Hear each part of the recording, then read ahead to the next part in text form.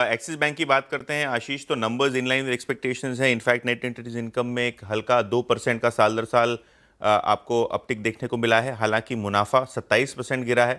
Pre provisioning profits जो हैं लगभग 10,400 करोड़ के आसपास आए हैं, जो 3% आपको घटते हुए नजर पड़ रहे हैं। इसका रीज़न ये है कि कंपनी ने बहुत सारा प्रोविजन एग्री रिलेटेड किया है, जिससे क्रेडिट कॉस्ट इस क्वार्टर में बढ़ी है। इसके आगे कोई प्रोविजन करने की ज़रूरत नहीं पड़ेगी मैनेजमेंट के हिसाब से, जिसके कारण सेकेंड हाफ में आपको एडवांसेस ग्रोथ भी अच्छा देखने को मिलेगा और नेट इंटरेस्ट मार्जिन्स और नेट इंटरेस्ट इनकम में भी आपको ओवरऑल बेसिस पे वृद्धि होती हुई नजर पड़ेगी। तो हाँ, प्रोविजंस और जो एडिशनल प्रोविजंस कंपनी ने एग्री रिलेटेड किया है, उसके कारण रिजल्ट्स आपको थोड़े बहुत दबाव में दिखाई पड़ रहे हैं। प्रीमियम ग्रोथ 11% हुई है। टोटल जो प्रीमियम है कंपनी का वो 9% बढ़ा है। वीएनबी मार्जिन्स जो एक अच्छा पैरामीटर है जो बाजार जनरली देखता है, तो न्यू बिजनेस प्रीमियम 11% बढ़ाई है, लेकिन वीएनबी मार्जिन्स भी आपको 24% के आसपास स्टेबल दिखाई पड़ रहे हैं और कहीं ना कहीं ये एक्सपेक्टेड लाइंस पे आपको नंबर्स आते हुए नजर पड़ रहे हैं। एचडीबी फाइनेंशियल्स ये भी काउंटर रेडार पर रहेगा। लार्ज कैप स्टॉक्स में से एचडीएफसी ग्रुप की कंपनी है। यहाँ मुनाफा 2% घट के लगभग 580 करोड़ के आसपास आया है। मुनाफा अगर हम बात करें तो बिल्कुल ही फ्लैट नोट पे 580 करोड़ रुपए के आसपास। नेट इंटरेस्ट इनकम 20% यहाँ बढ़ता हुआ आपको नजर पड़ रहा है।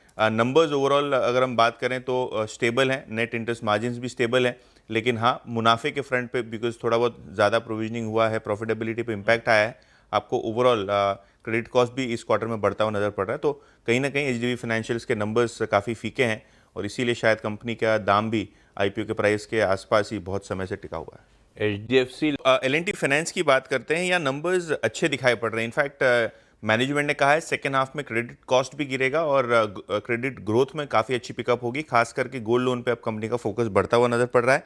नेट इंटरेस्ट इनकम 10% बढ़ी है, मुनाफा आपको 6% बढ़ता हुआ नजर पड़ रहा है, तो ये काउंटर रेडार पर रहेगा। एंजल वन, यहाँ रेवेन्यूज 5% बढ़े हैं, एबिटा 51% सिक्वेंशली बढ़ता हुआ नजर पड़ रहा है और मार्जिन भी आपको सुधरते हुए नजर पड़ रहे हैं। आप अगर साल दर साल बेसिस देखेंगे तो मुनाफा 50% आपको नीचे दिखेगा, क्योंकि जो ऑप्शंस की ट्रेडिंग है वो साल दर साल गिरी है, जिसके कारण आपको एक प्रेशर देखने को मिल रहा है प्रॉफिटेबिलिटी पे। लेकिन हाँ, सिक्वेंशली नंबर्स आपको ठीक ठाक दिखाई पड़ रहे हैं।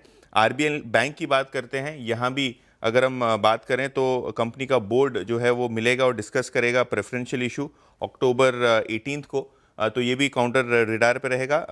और पर्टिकुलरली अगर हम ओबरॉय रियल्टी की भी बात करें तो इनके नतीजे स्पेसिफिकली अगर हम देखें तो इम्प्रूवमेंट हो रही है। मुनाफा 30% ऊपर है, रेवेन्यू 35% ऊपर है और साल दर साल बेसिस पे मार्जिन्स भी आपको स्टेबल होते ही दिखाई पड़ रहे हैं। कलेक्शंस में भी काफ़ी अच्छी एफिशिएंसी Q2 में आपको ओबरॉय रियल्टी में दिखाई पड़ रही है।